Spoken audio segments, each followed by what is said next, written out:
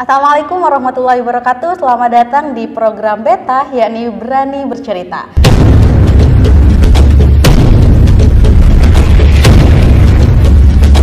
Pada kesempatan kali ini saya sudah mendatangkan mahasiswa PMM yang menjadi narasumber pada kesempatan kali ini.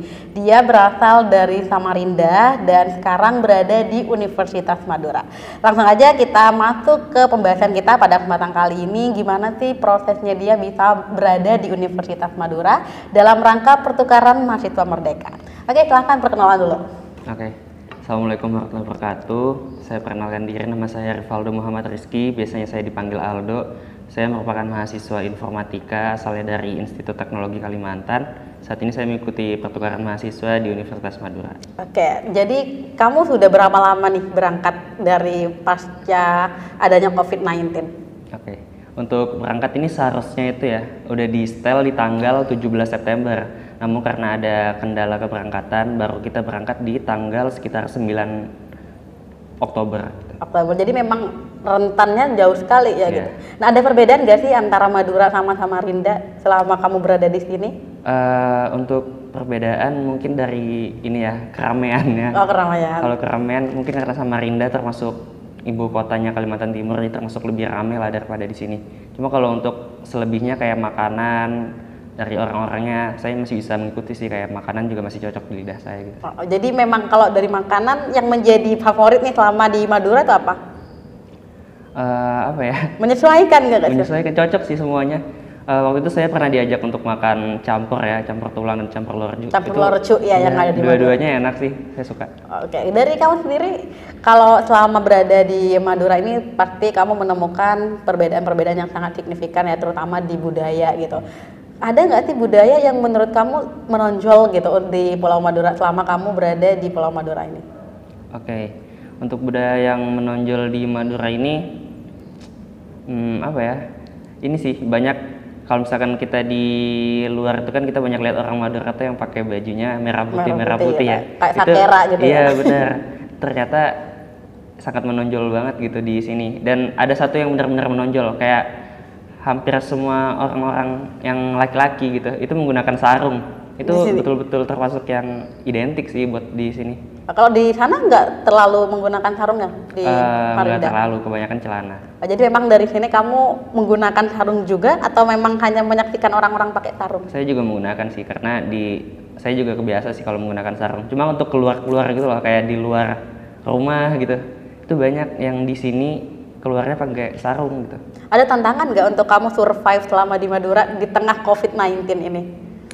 Kalau survive saya rasa masih bisa mengikuti sih, karena saya menganggap mengikuti ini sama seperti saya berkuliah waktu di tempat asal saya, dimana saya di tempat asal saya juga saya ngekos, jadi bisa dibilang ya kurang lebih sama aja gitu. Jadi tinggal menyesuaikan aja ya antara dari sana sama Madura. Betul. Nah, dari saya sendiri di masa pandemi seperti ini, perjuangan terberat gitu selama mengikuti PMM itu apa? Apa ya perjuangan terberatnya? Apa dari keberangkatan sampai berada di Pulau Madura ini? Mungkin bahasa, karena kalau misalkan dari kejauh dari orang tua, kalau misalkan mengatur uang saya udah emang terbiasa ya dari saya masih sekolah di SMP gitu.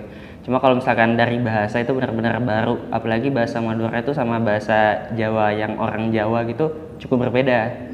Jadi kamu bisa nggak ngomong bahasa Madura ngikutin teman-teman? Masih belum bisa. Tapi teman-teman biasa ngomong bahasa Indonesia? Ya. Tapi kalau nggak ngejek gitu nggak? Aman ya di Pulau Madura ya, nggak suka ngajak-ngajak kayak gitu. Nah, dari kamu sendiri banyak teman-teman itu yang beranggapan bahwa pertukaran mahasiswa ini sesuatu yang merugikan gitu. Pandangan kamu mengenai program pertukaran mahasiswa merdeka di tengah COVID ya terutama itu seperti apa? Oke, karena kalau misalkan saya rasa kegiatan ini merugikan, kita nggak bisa bilang seperti itu. Pertama, kegiatan ini kita mendaftarkannya kan dibilang cukup mudah gitu. Betul. Kita hanya mengumpulkan berkas yang diminta dari kampus Merdeka. Lalu ternyata kita keterima untuk mengikuti kegiatan ini. Apalagi juga di sini kita mendapatkan sangu lah, bisa bahasanya, dapatkan uang bulanan. Dan kalau dibilang rugi ya sangat, ini harusnya beruntung sih, seperti itu. Jadi untuk teman-teman di sana masih banyak yang berpikir gimana sih caranya ikut pertukaran. Nah, dari kamu tip nih ya, dari sana bisa ke Pulau Madura karena pertukaran mahasiswa merdeka, dari kamu sendiri ada tip nggak buat mereka? Ini tips buat mendaftarnya kah atau buat survive selama mengikuti PMM ini? Dua-duanya untuk kamu selama proses perjalanan daftar sampai survive di Pulau Madura itu sendiri. Oke. Untuk mendaftar ya, aku sedikit cerita nih dari teman-temanku waktu aku di kampus asal, kan apalagi kita angkatan semester 5 nih. Itu tuh kebanyakan teman-teman saya banyak yang ingin mengikuti program magang studi independen dibanding mengikuti kegiatan program pertukaran mahasiswa ini. Bahkan dari jurusan saya hanya 2 orang yang mengikuti ini gitu. Karena ya mereka berpikirnya ya lebih mengutamakan apa ya, magangnya gitu loh, dapat pengalaman untuk profesinya mereka kan gitu. Nah, tapi kalau menurut saya ya apapun itu selama terbuka kesempatan daftar aja gitu. Karena kalau misalkan kesempatan untuk magang kan, apalagi profesi untuk jurusan tuh pasti nanti kedepannya juga pasti bakal banyak ada. Ya, yang penting juga ada skill gitu. Tapi kalau kegiatannya seperti ini ya cukup di kampus ini aja kita bisa dapatkan gitu. Apalagi nanti kalau misalkan udah semester atas kan cukup sulit ya untuk mengikuti ini karena terbagi untuk tugas akhir dan lain sebagainya. Mumpung masih di tahun ketiga, jadi ya saya sempatkan untuk mengikuti ini. Selama kita bisa coba ya ikuti aja gitu.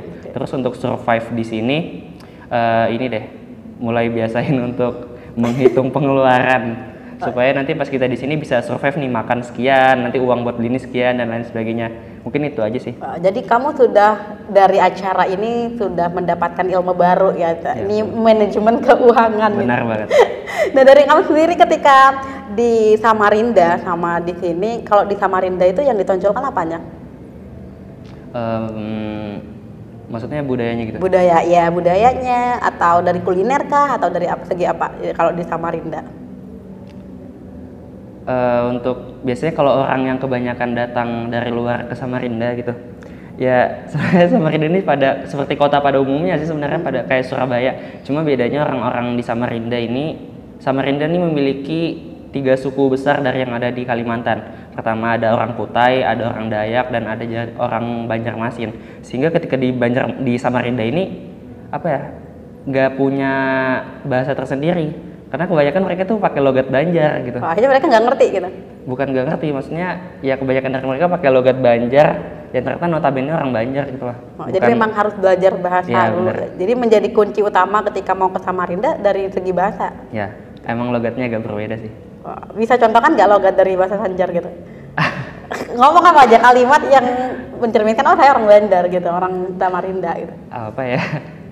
Misalnya aku betah berada di Pulau Madura. Bahasanya gimana? Saya kurang bisa juga sih. Apa ya? Yang bisa deh, yang kamu bisa. Misalkan gini, mau nanya kamu mau kemana gitu. Ika hendak kemana gitu. Jadi sebenarnya agak mirip-mirip ya dengan bahasa Indonesia ya. Cuma rada lebih logatnya aja yang lebih berbeda gitu. Tapi kalau berbicara tentang Kalimantan, karena kita akan berbicara tentang kebinekaan ya, dan dari banyak orang yang mengira bahwa Kalimantan itu suatu pulau yang penuh dengan mistisnya gitu. Itu beneran atau hanya orang-orang aja yang berasumsi kayak gitu? Dari kamu sendiri deh, orang sana gitu. Kalau misalkan dibilang mistis, enggak sih kayaknya. Enggak terlalu. Jadi memang hanya ketakutan orang-orang gitu.